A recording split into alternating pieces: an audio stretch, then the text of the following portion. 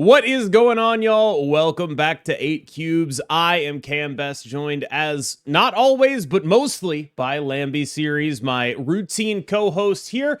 This is, of course, 8 Cubes, the show where we talk about the 8 most important topics in Marvel Snap. We're going to start with Storm Horseman of Famine, who is the card that I was probably most excited for in this season. Coming out on Tuesday, a 3/1 whose objective is spend 2 turns not spending all of your energy.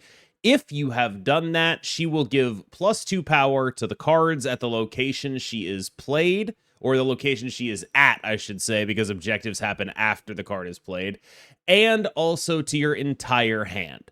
So this is a very interesting card, because at 3/1, the stats are pretty horrendous, but I remember when Nakia was a 3/3 that gave +2 to your hand and was one of the best cards in the entire game.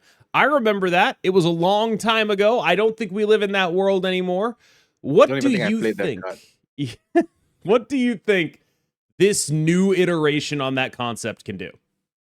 That Nakia was literally beta, right? Yes. Like in the I wasn't even around. Oh my god, it's older than you. This Incredible. 2022, I think. Yeah, but anyway, so this card already fits into a theme of cards that we know require you to not spend all your energy for benefits, right? Like it's actually a very relatively easy like objective to achieve, right? So it's just you just put it in decks that like already are doing this, and I think the payoff is huge because the buffing of the board one is like a bit.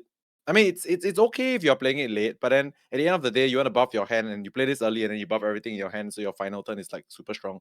I think this card would be really strong, but is it only gonna fit into like high evolutionary style decks, or what do you think? Yeah, I do think there is a little bit of a risk for a card like this only being one kind of thing. And for the record, I've been playing some high Evo with Polaris. We'll talk about that in a bit. It's been fairly successful. It doesn't feel like it's that far off, but I think a lot of that is the metagame feels a little bit decent right now. Even though people talk about Star-Lord and Sholau like they're sort of meta tyrants, when you actually look at their play rates on things like Untapped, they are combined less than 20% of the metagame. And so you just have a lot of people that are just doing fairer things. And as long as you have a plan for at least one of those relatively unfair matchups, you typically end up in a pretty good spot as a deck.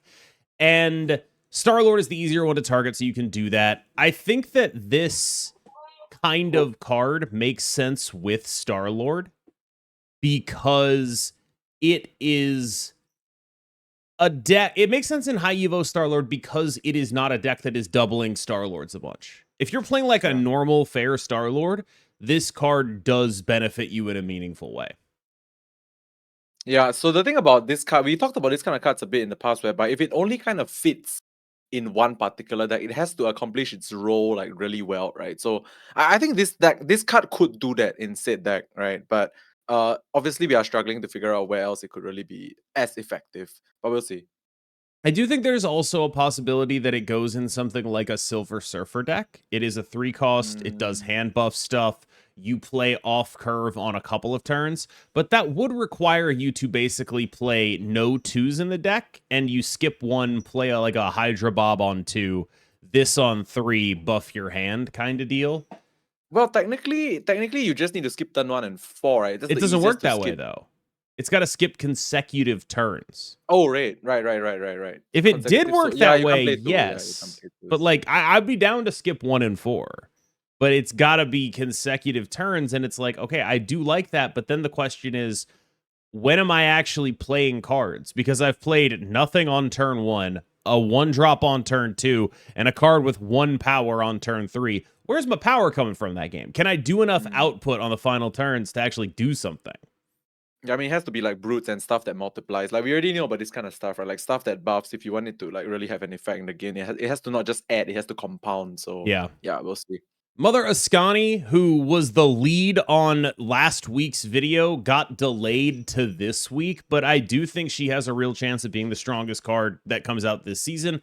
4/4 on reveal, -1 cost, +2 power to the leftmost card in your hand, and then, after that buff is applied, make a copy of it. It is a very powerful effect. It's the kind of thing that obviously Victoria hand decks will absolutely love, decks that are able to manipulate what it's going to hit. But I've seen people talking about doing this with Sholau. I've seen people talking about grand mastering this because you stack the buffs on the copies of the card. That seems like a really interesting direction to go, although I don't think she'll work that way. My best guess is the card on the left stays on the left and then the copy enters on the right. I don't think you'll be able to stack the buffs that way, but if it is possible, that's a really interesting dynamic. That said, very cool looking card that obviously has a home in Gambit, Horseman, V-Hand decks that are genuinely just going to be powerful. Do you think this does anything else, though? Honestly, this is the kind of card where you can literally build around it completely, right? Because the payoff is so huge. But then again, it's also a kind of card whereby, like you said, in V-Hand, you just need to copy like what maybe your something really, really cheap, right? And because you can reduce to 0, that's gonna be something that's gonna be really, really big of a deal. So I don't think off the bat I can think of any like build around like a significant like just build around this card kind of thing. But like if you just fit it in decks that already want to have like multiple copies of cheap stuff and then get them all buffed and play them all on the final turn, aka V-Hand, then it's gonna be really, really good. It does seem like the kind of card that is cool and would have a lot of homes if all of those homes weren't sort of precluded by V-Hand existing. Like, why would I do something else with this when I could just V-Hand with this? Yeah. Because the ability to be that cheap and stack with itself is actually pretty unique to V-Hand. Like, that is the kind of thing that really only V-Hand is going to give you at 2 cost. And I think that's like a pretty awkward space for a card like this to be in, where it can do a lot of things, but one of those things, the most obvious of them, probably is going to be the strongest thing to do with it. And it also hurts a little bit that this card, being a card that creates a copy that is cheaper, is the kind of thing that is intensified by other cards copying that effect, right? So let's say you play this and then you play a Moon Girl, you get an extra copy of the card that has the discount and the buff on it. That's basically like getting 2 versions of this Mother Askani effect, right? Like, it is the kind of thing that is drastically intensified by the deck V-Hand is already playing. And that is a very, like, I feel like it's probably locked in. I'd be really surprised if it wasn't a V-Hand card. I think the actual question, because we kind of on this line where it's locked in V-Hand, right? Like the actual question is like, of the 12 cards, what are we cutting? You know, that's one of the more important questions to ask. You know, you don't want to compromise your consistency as well. Next up, Polaris, Horseman of Pestilence review. I would consider her, and this is going to be damning with faint praise, the best objective card released this season. Now, granted, her comparison is Wolverine and Angel, so it's not really a hard category to win in. Like, it's a very not a hard category to lose in. It's a very hard category to lose, I would argue. If you asked me to pick between Wolverine and Angel and be like, which one of these is worse, I'd be, well, no, it's Angel. It's Angel. It's Angel. Angel's worse. But I do think that Polaris is like a fine card. Polaris is sort of the Caliban of this season, where it's like, yeah, you know, she's only got 1 home, but she's fine there. You know, you put her, like, unlike Wolverine, where it's like, if I build around this, I feel like I don't really have a deck, or Angel, where it's like, if I put this in my deck, I don't think he's helping that deck. When I put Polaris in Afflict, or when I put Polaris in High Evo, I actually feel like I am improving the deck. I'm like, oh, I got something out of this. I'm doing something. High Evo especially, it's notable because Polaris is a 2-cost card, and your Star-Lords are very often giving you like 2 energy.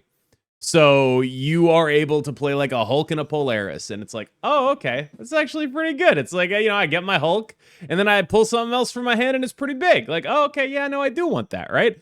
And in a world where we are playing Storm in there, the things Polaris is pulling are going to be even bigger. Great, awesome. I'm totally into like believing that I'd be willing to do that. Am I into like this the way I'm into cards that are actively dragging my deck's win rate up, or that I'm actually building around? No. But it unlike other of the cards in this season, does feel like at the very least it is a functional role player in its own decks, where the other 2 cards don't even feel like they got to there. This card actually, to me, the role that it fills is very interesting because the effect is great. Don't get me wrong, but it's the cost. The Mhm. cost is so perfect, right? It weaves so perfectly into your curve, like not just curve or like on your final turns or whatsoever as well. It's just so perfect at 2 costs. Like it lets it function at its most like effective without it being too completely broken. So I kind of like Yep. that about this card. It's like the comp you want to make is to like Red Wing or something, but the decks it goes in Mm, care way more about it being 2 cost, is sort of the idea here, yes. right? Like it is Red Wing-esque, which is not a compliment. Like, but Red Wing is a card. And it is like the kind of thing that is like, I don't think this card is going to be like busted amazing, but in a world where the decks it goes in are good in the metagame, where you're playing Afflict or you're playing High Evo, I can see this being part of your 12, which I think is a lot less true of the other two.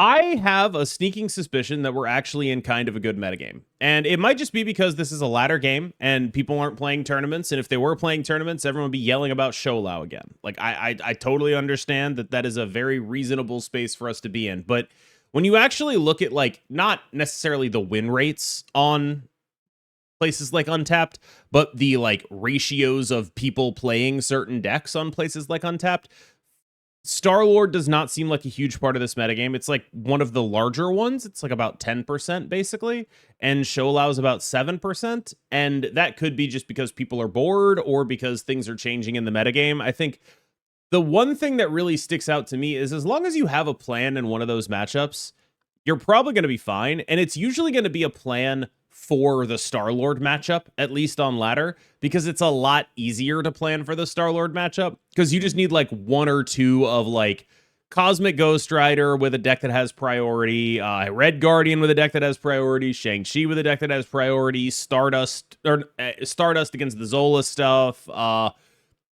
Super Giant against really the entire deck. There's just a bunch of different things that as long as you're doing like a couple of them, you're probably going to be fine in the Star-Lord matchup, where Sholau is just a lot harder to build a deck to beat. We've discussed that ad nauseum here. But that means that the metagame itself is allowing for mid-range piles for basically the first time. I said yesterday that, like, I feel like this is as good as the metagame has been since February. A couple of my friends pointed out it might be as good as the metagame has been since January. This might be like the best meta we've had all year, which is not necessarily to say that this meta is so good, just that it's the first one that feels like you can actually play a bunch of stuff. Yeah, no, you mentioned earlier in the podcast as well at the start, right? I forgot what was the percentage you gave me, but like it was what? It was under 20. Xiaolao and Under yeah, 20. under 20%, right? Yeah. So like the dominant decks are like under 20% of the meta, which means 80% of the meta is like open Stuff. free reign for like I wouldn't say every deck, every deck's a stretch, but like for like many other tier 2-ish decks to compete, right? So I think that's a good space in terms of diversity. I think in general, don't I mean it's not everybody's opinion. Some people like just like 2 deck formats and then they just grind it for high ladder points or whatsoever. That's maybe me.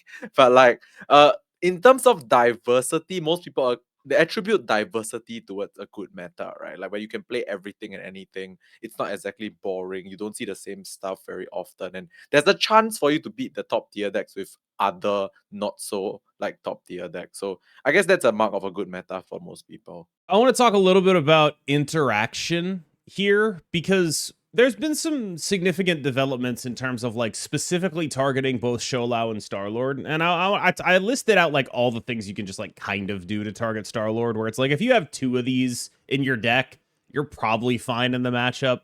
Like, it's not necessarily a good weighting because, like, if they do the thing, you're still going to lose. So snaps Mhm. are still sort of in their ballpark, but there are a bunch of these cards where it's like if they snap their Star-Lord, you Shang-Chi it because you have priority, they lose the game instantly. Like, there's snap stuff, but you're never getting that final cube double, basically. Uh Interaction aimed at Sholau is a lot more specific. One thing that's been really interesting to me is the abundance or growth in, I should say, of V-Hand decks running Stardust so that Gambit is good into activate Sholau again. Activate Sholau was sort of a reaction to Gambit. Like that deck arose because of Gambit Horseman, because it's like, all right, I don't care. I have a bunch of spiders. You're not going to beat me with a bunch of Gambits because I have a bunch of things that cost 4. I have a bunch of things that cost more than 4. I can use my activates before your Gambits blow them up. And that has led to a couple of different things. The Gambit players using Gambits on 5 before the activates get off, which forces the Sholau players to use the activates faster. But it's an arms race that Sholau has mostly won until Stardust. Because once Stardust enters the board, a bunch of spiders aren't spawning. And now, if I have 3 Gambits, I'm actually beating you. If I got a bunch of Gambits running around, you're playing Sholau on normal cards, and those things that have the Sholau buffs on them, they are getting blown up. That is happening. And I think that that is an interesting adaptation, pioneered mostly by Sizer, who's like, this is why I'm running Stardust. I'm doing this specific thing for this specific matchup. And I think it's nice to see people like getting on that train. I've seen people doing it in various other spaces as well. Like Stardust is showing up in Batroc shells. I've seen like Batroc Supergiant as well. Just people taking these powerful points shells and sort of remixing them with whatever tech they feel is necessary to deal with that 20% of the metagame that is Sholau and Star-Lord, and then just rely on the points package to handle the rest. And I think that like that's sort of when I talk about this metagame being good, that's the dynamic that I mean. Like we're actually able to take action towards specific decks and have it kind of work, which is the first time that I felt like that about Sholau ever. Yeah, I mean, all it took was like how many months or how many different OTAs and nerfs. It took okay. Oh, actually 4. Okay, so 5 4. really. Like it's the end 5. of April. Yeah, pretty right much. now. Right? I mean, like this the argument between good since January or February, but like Yeah. anyways. So yeah, no, what I wanted to talk about when it comes to interaction is that like I think what Shaolao before all the nerfs felt like was basically your feeling of helplessness in the matchup was huge, right? Like the thing about interaction is that you don't feel as helpless if you have multiple ways of interacting. But Shallow at its core, at its original state, was like uninteractable and you just couldn't do anything about it. So like in the current state of the game, there's many ways to interact, and then you don't feel as helpless. You feel like there's multiple avenues for you to draw, ways to build your deck, to interact, and to be able to like combat these decks. And yeah, I guess that's the hallmark of like a good meta game, right? Because like you don't feel helpless. The essence of it is that you don't feel helpless in like any particular matchup. Which actually, I know this is an OTA wish topic, but it does sort of bring me to a point that is probably worth making, which is I think feeling helpless is what they don't want even more than being helpless. Like, I think Correct. if there was a deck that was 60% win rate, but everyone was like, this is totally fine, that would actually be more acceptable than a deck that is like 52% win rate, but your entire player base is like, I'm going to quit the game. Yes. And yeah, I mean, I think that's interesting. And the thing about the whole feeling helpless thing stems very like way back, right? Back to the days of OG Professor X, OG Aliav. Like those are the cards. Oh, sorry. Helpless and the inevitability. I think it's both together, right? The feeling of being able to do nothing no matter what you do. Yeah, that's right. The feels bad stuff. But when you put it like that, it makes it sound like it's a flaw in the people. Like they shouldn't be feeling helpless. They could do stuff. No, I don't mean it that way. Right. Hold on. Bless I'm dying. You. Don't die. Don't be helpless. I still need you here. I should leave that in. I'm gonna leave that in. Yeah. I bring this up to say that like Star-Lord is a deck that engenders feeling helpless. It creates it. It creates it out of thin air. And what it does to do that is once it has executed the combo, you basically can't win. Your cards don't have text. If you play things that have points, they just feed the Fin Fang Foom. If you don't play things that have points, the text is gone because of Aliath. They're not even where you played them because you played Juggernaut, right? Like there's all of this end game you're just not supposed to stay. And I have a theory. I know this was supposed to be an OTA wish topic. It's not anymore. I have a theory that the worst thing a deck in Marvel Snap can be is a deck that you're supposed to retreat on when it does what it does on turn 6. The worst thing it can be is a deck that feels beatable, but isn't on turn 6. And I'm going to give you a couple examples, and you'll notice that a lot of them involve Aliath. Remember old Arishem? Old Arishem was doing the same thing where it's like bunch of stuff, then an Aliath. Professor X Thanos. Lock the lane down, Aliath. The Thena Profex Cannonball deck. Lock the lane down, Cannonball. You feel when something like that happens on turn 6, it is the worst feeling in Marvel Snap, so you learn not to stay to turn 6, but Marvel Snap, the fun of Marvel Snap is not symmetrical. It is not like you have equal fun on turn 1 and turn 6. All of the fun is on turn 6. That's what the game builds up to. And so decks that are like anti-turn 6 are the very thing that they should try to avoid as much as possible. And I don't mean like a deck that does a bunch of points on turn 6. That's fine. It's whatever. Yeah. You both played Marvel Snap. They had more points than you. I mean decks that are doing Goliath. I mean decks that are doing Juggernaut. I mean decks that are Cosmo. I mean all this kind of thing. I mean Profex Cannonball back when that worked. I mean ramping out a Profex on turn 4. I mean the decks that are playing Storm War Machine Legion. I mean all of that stuff. It feels very clear over 4 years of this game that what is actually hated amongst the player base, obviously not everyone hates this. Obviously it's like not like a 100% thing. But like majority player base, the thing that from a game design perspective makes Marvel Snap less fun is not getting to turn 6.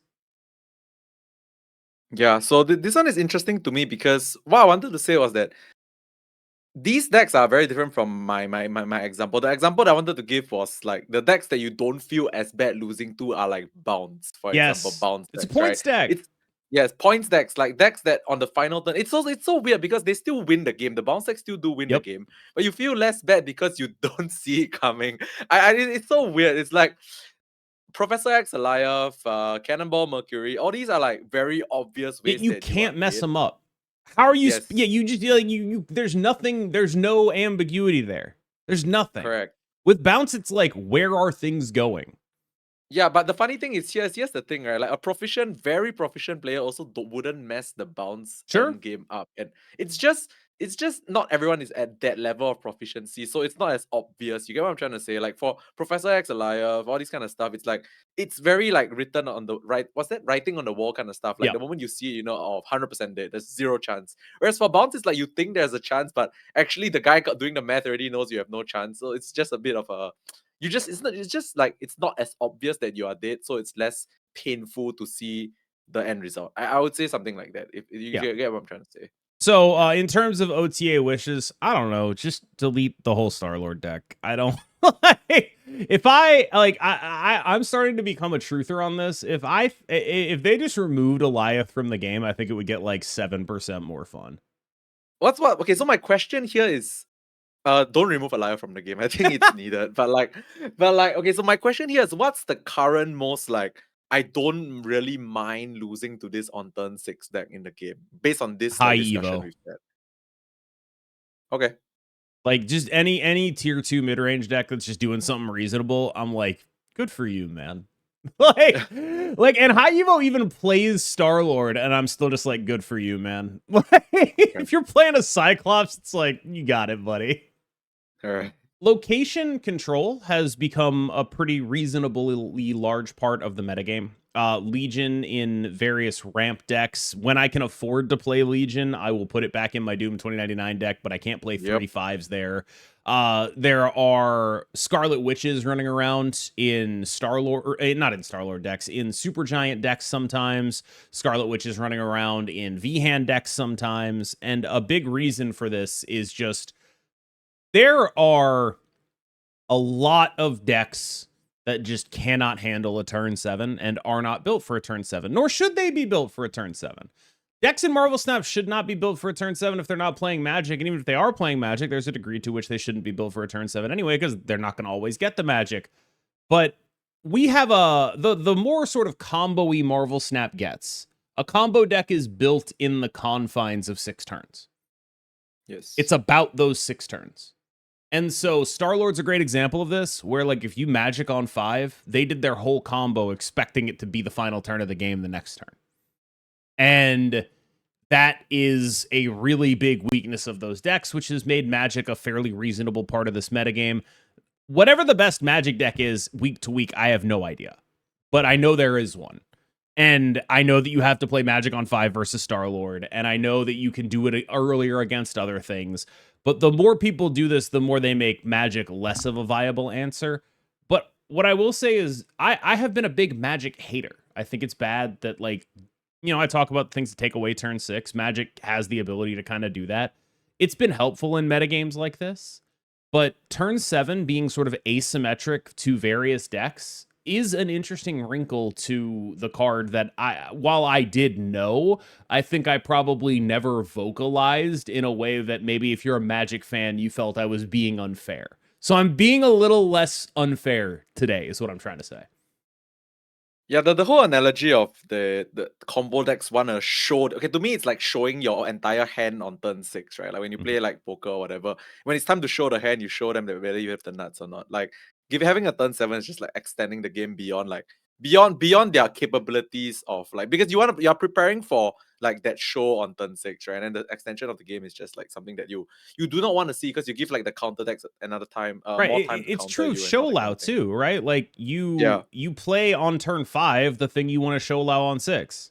And Correct. you're like, what the hell am I supposed to do on 6? Like, I didn't expect there to be a turn 6 or a turn 7. Now what am I doing with this? Like, my whole combo is built around there being 6 turns of this game.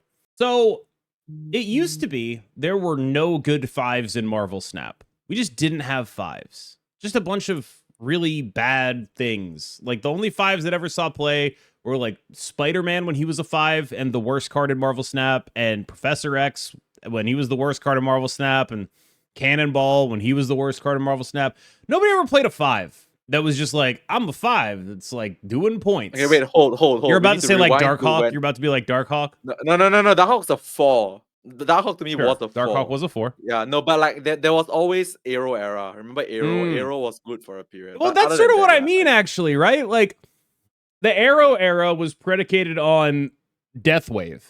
Like this is like you would only ever play a 5 when it said win the game on it.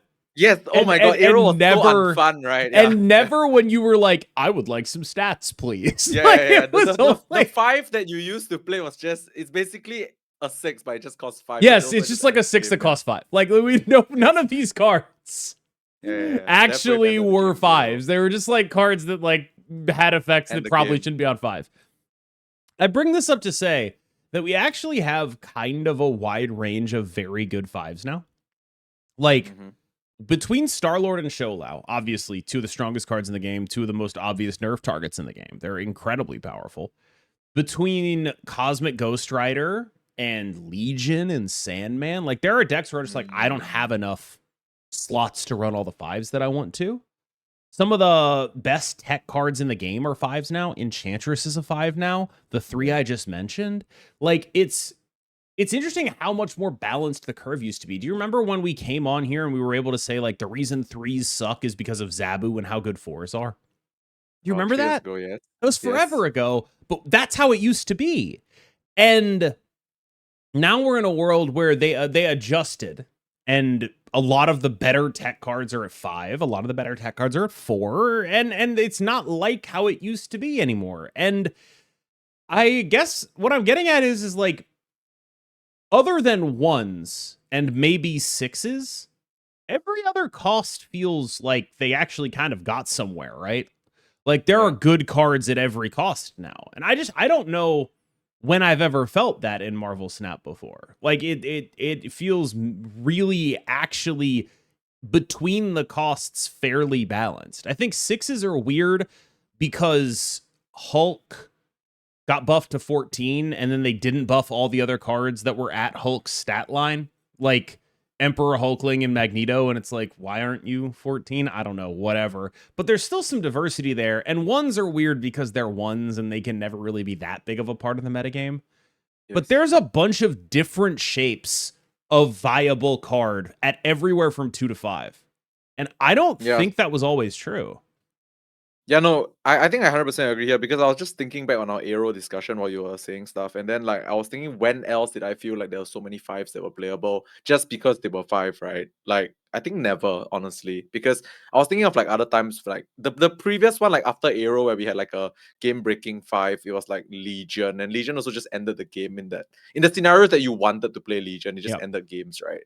So I think since the start of Marvel Snap, we've never really had a meta whereby like all these 5s were just like good enough to be played. They're not just pure game enders, right? Now we just have like 5s that are good, and then you can play them in depth. Yeah, dude, people are playing Ozymandias.